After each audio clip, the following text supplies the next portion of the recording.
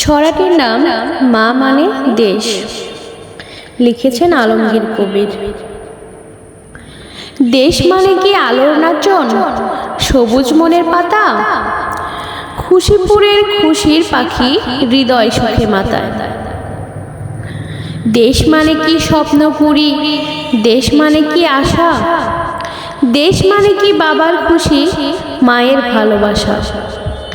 মা মানে কি লতার মতো বাড়তে থাকা মায়া, মা মানে কি মাথার উপর মেলে রাখা ছায়া। মা মানে দেশ, দেশ মানে মা, আমার পরম পাওয়া।